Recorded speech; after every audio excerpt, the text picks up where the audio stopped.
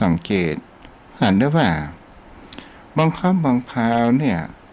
ไหว้พระรับศีลและกล่าวกรรมถวายมันก็ได้สถานญาติโยมทั้งหลายบางครั้งบางคราวควรเฮาว่าเฮาเป็นผู้หญิงเฮาจะไปประเคนอันอย่างมันไม่ใช่เป็นหน้าที่ของเฮาต้องเป็นหน้าที่ของหัวใจทุกเจ้าก็เลยบอกว่ากูวันนี้กินกับเมียเปิ้นเนี่ยเอามาประเคนบันท่องไปรอคนนั้นคนนี้พอใจมันบอกเขามีแล้วบอกเขามีแล้วบัดเดี๋ยวนี้พอใจส่วนหนึ่งก็ไปเป็นกระเทยเหรอพอใจแหมส่วนหนึ่งก็เป็นเกย์เหรอพอใจแหมส่วนหนึ่งก็ไปเป็นวิบ้าเหรอพอใจส่วนหนึ่งก็ไปเป็นขี้เหล้ามายาอย่างพอใจแหมส่วนหนึ่งก็ไปปวดเหรอพอใจแต่นะมีเหลือบ่กี่คนนะเนาะสาธารณญาติโยมทั้งหลายเฮากับบางครั้งบางคราวเฮาก็มาแปลกโดยความเชื่อว่าเฮาเป็นแม่ย่าแม่หญิงเฮาบอกวันที่จะไปดีประเคนอันหยังปวดใจบางครั้งมันก็น่าคิดแท้ที่จริงเนี่ยตามรักของพระพุทธองค์มันบ่มีที่ในบัญญัติแต่ประเทศหรือว่าเมืองเหนือของเฮานั้นเป็นผู้บัญญัติกันขึ้นมานั่นเองเฮาก็ดูฟังทางภาคกลางสถานญาติโยมทั้งหลายและเฮาก็จะหัน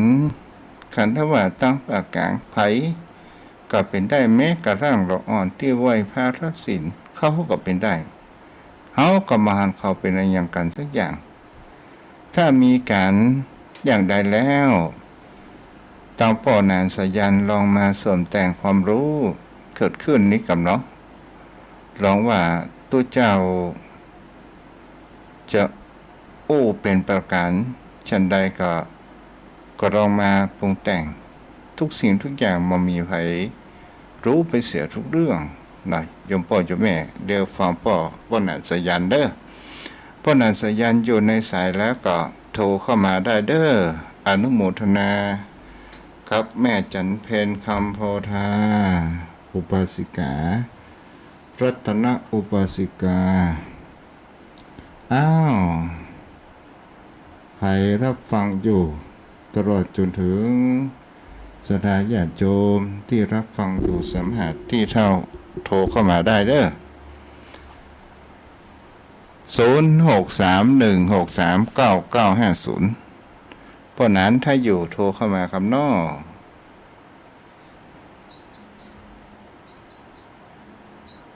เจริญพรบ่นาน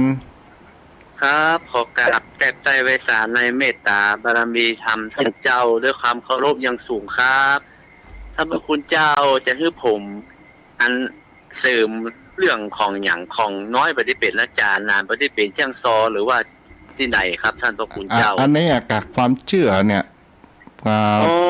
มันอย่างท่านพระคุณเจ้าอธิบายมานั่นมันก็ถูกนะเพราะว่าน้อยนี่ที่ว่าเป็นอาจารย์มาได้ เพราะว่าความรู้น้อยนี่มันมีน้อยเหลือหนานความรู้ทางด้านศีลธรรมอย่างเงี้ยนะคำสอนพุทธเจ้าว่าหนานี่เปิ้นบวชมาเมินเปิ้นศึกษาธรรมะอย่างมันมากกว่าดังนั้นความรู้มันจะแน่นเหลือน้อยอันนี้เป็นความอธิบายเพิ่มเติมจากท่านเจ้านะครับจ้าแล้วก็นานมาที่เป็นจ้างซอนี่พอกระจ้างซอนี่ท่านพระคุณเจ้ามันเป็นกรรมขับขานประเภทปฏิภาณไหวพริบของเจ้าบ้านทรัพย์ที่มันใจนะครับมันเป็นซอที่เป็นซอศีลซอธรรมก็มีแต่ว่ามันซอบูน่ะขอสุมาถ้าท่านพระคุณเจ้ามันเป็นคำซอของเจ้าบ้านที่ใต้เสื้อใต้ผ้าอันเป็นวิปลาสคำลามกแต่ว่ามันฟังได้มันฟังม่วนเพราะภาษาเจ้าบ้านเพิ่นฟังกันมันโฮกับไปตั้งเดี๋ยวนี้นานเนี่ยเพิ่นได้เคยบวชเคยอย่างมาเพิ่นก็ฮู้ทางศีลทางธรรมถ้ามาอู้กรรมหะกรรมถอยกรรมต่ำนี้เพื่อว่ามันบ่เหมาะสม แต่การซอนั้นไม่ต้องครบทุกอย่างไม่ต้องชู้มันต้องซอได้ถึงซอบูและซอศีลซอธรรมซอห้ามของกินของการห้ามประวัติห้ามอย่างได้แต่ว่าถ้าหลานมาทำอย่างอี้เพราะว่ามันบอกให้เปิงบอกให้เหมาะสมเพื่อเลยบอกคือ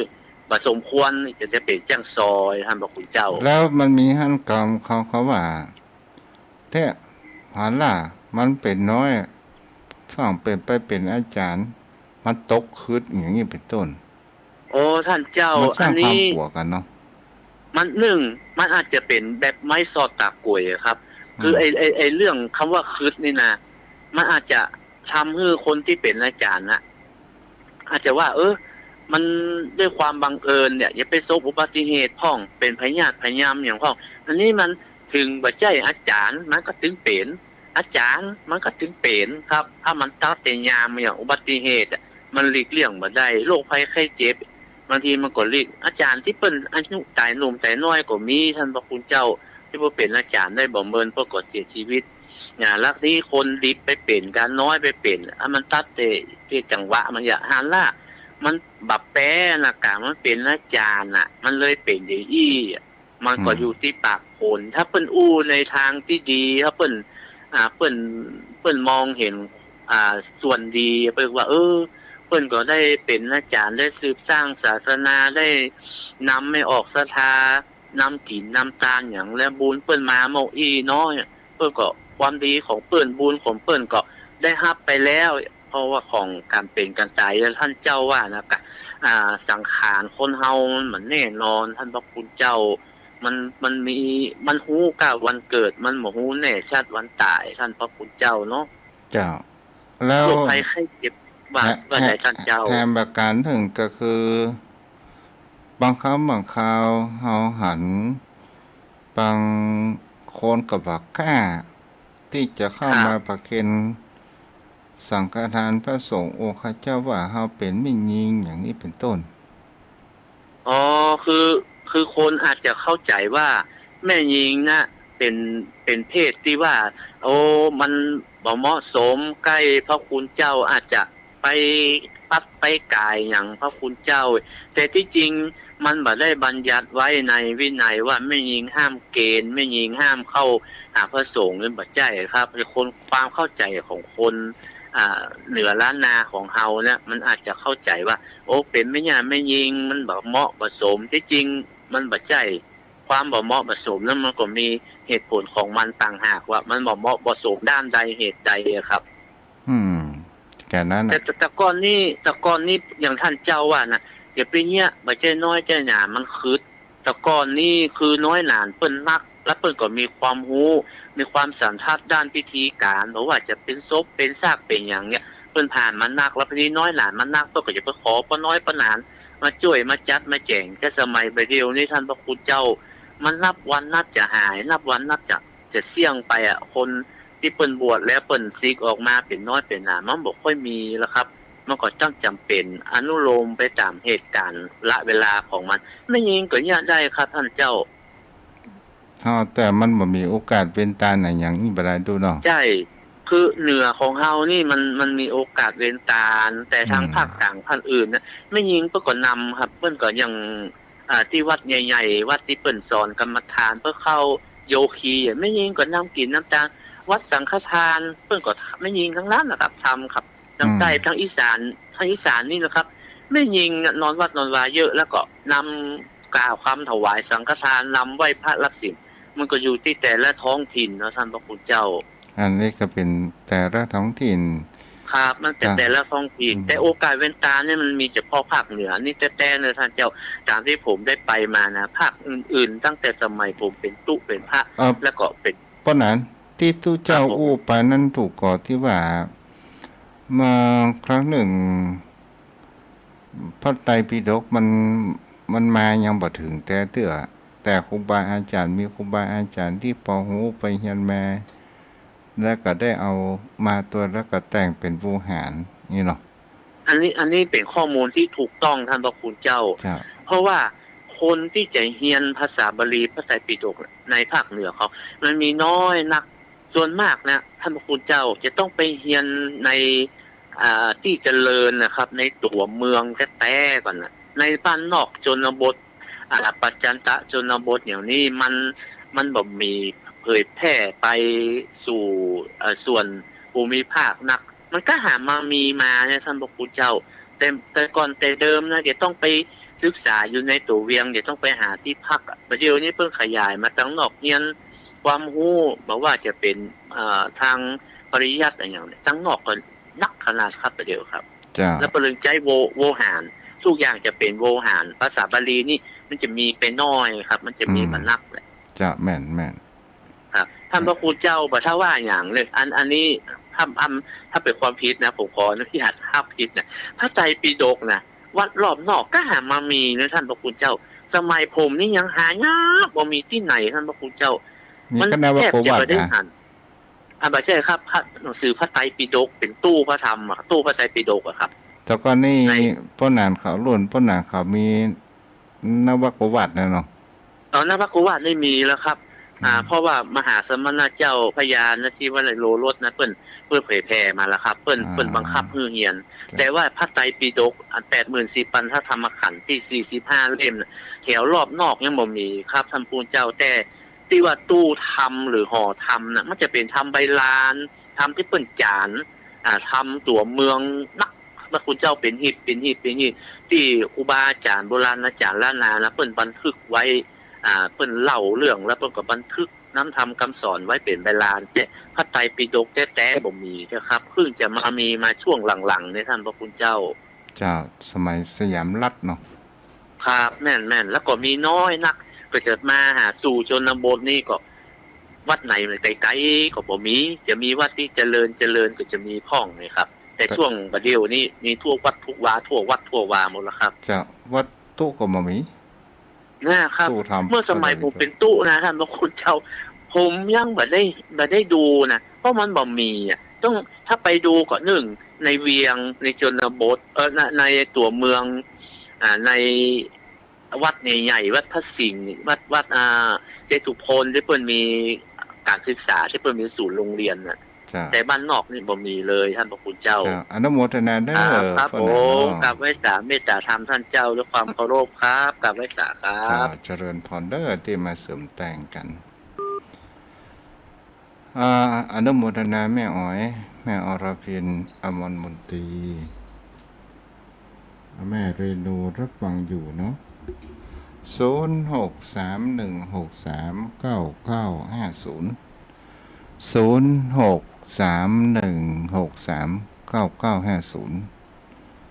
โตเข้ามาได้เด้อวันพุธกันแรงเฮาก็มารับฟังกันใหม่เนาะในค่ำของคืนวันนี้กะในสิ่งที่มันใกล้ตัวโยมพ่อโยมแม่รับฟังกันเจริญพรไอ้วันเนี่ยเดนเดอร์ของทุบดีก็วันนี้เจริญพรแม่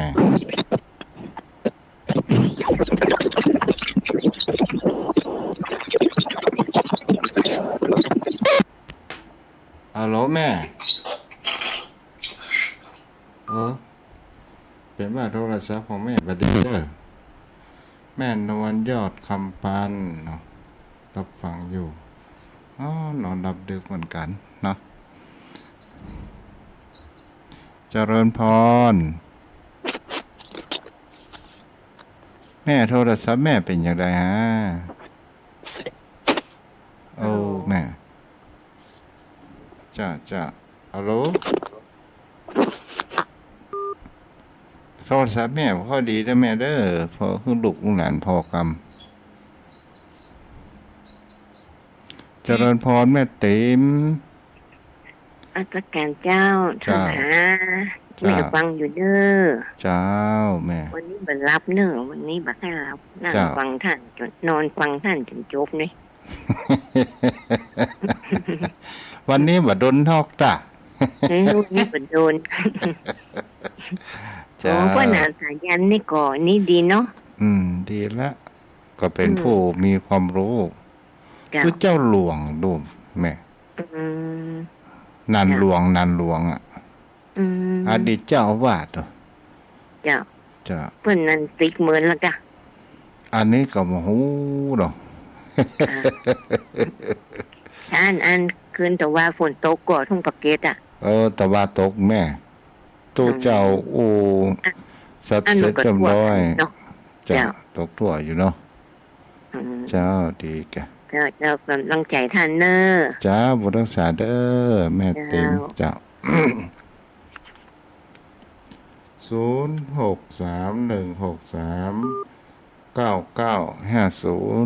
พอยังมีเวลาแหม5 นาทีเนาะก็เดี๋ยวแต่ได้คืนสถานีวิทยุอาจารย์ท่านพระครูเนาะเจริญพร สวัสดีอาจารย์ จ้าโยมแม่ แม่หยัง แม่สุรีเนี่ยก็ แม่หยังแม่วลีค่ะ แม่วลีแม่วลี อืม คนนี้ แน่นอนฟังอาจารย์อยู่เนี่ย จะเป็นไงบ้างวันนี้ แล้วไปงานเขาดำมาก็เลยมารออาจารย์เนี่ย อ๋อจะแม่ อืม นุ อา โม จาร ท ย์ นา ขอโทษนะ อาจารย์ จ้า ขอโทษนะ อาจารย์ชื่ออะไรอ่ะ มีแต่เบอร์ไม่มีชื่อ อ่า อืม พระครูไพศาลสุตากร นะ เอาชื่อพระมหา ชื่อที่เรียกง่ายๆอ่ะชื่อที่เรียกง่ายๆหน่อย ตุชัน ฮะ ตุชัน อะไรนะ ชัน ใช่ตัวอะไรอ่ะ โอ้ เออ ชอช้างไม่หานอากาศนอนหนูจ้ะ ชอช้าง จ้ะ กันนะหนู จ้ะ จ้าขอบคุณมากอาจารย์นี่เราฟังอาจารย์อยู่เนี่ยรออยู่ จ้ะ จ้า จ้าเดี๋ยวบันทึกไว้ จ้าสวัสดีหาจดชื่อไว้มันมีแต่เบอร์กับมือหัวมันเบอร์ชื่ออะไรอ่ะ จ้า อาจารย์ วันนี้อาจารย์โดนแซวไม่ใช่เหรอ โดนเซลอะไร คุณพระอำนวยกับแซวอาจารย์ไม่ใช่เหรอ วันนี้ไม่ได้ฟังท่านอาจารย์ครับท่านอาจารย์ว่าไงอ่ะ ก็ ก็บอกว่าปฏิทินของอาจารย์สวยสู้ของเขาไม่ได้ อ๋อแล้วไปจ้ะไม่เป็นไรเดี๋ยวแม่ เหรอวันนี้ใช่วันนี้อาจารย์ไม่ออกเนาะ จ้า อืมแล้วของอาจารย์สวยไหมล่ะ ก็มักดูวันเวลาได้ก็พอได้อยู่แม่ ฮะ มักดูวันก็ได้ วันเวลาได้ก็พอแล้ว เหรอ จ้าวันรักษานะจ้ะแม่ จ้าสวัสดีค่ะอาจารย์ จ้า เสียงคล้ายๆกับแม่หนุ่มกันนั่นน่ะ แม่วลี0631639950เจริญพร นมัสการเจ้าวันนี้เป็นดาราหนองแปดเนอฟังท่านอยู่ โแม่ดารา จ้ะ จะแม่ จ้ะ สุขสบายดีเนาะ ไม่สบายดีแต่แม่เมาเนี่ยกินจะใส่บาตรวัดพระนนท์เพื่อมาใส่หน้าบ้านเขานี่ดีไม่ม่วนเฉย จ้า ไม่ได้ฟังท่านแม่ก็ม่วนคือกำลังใจเนอ จ้าบรักษาเด้อแม่เด้อ แม่ท่านก็สบายดีบ่ สบายดี แม่ แม่ รัก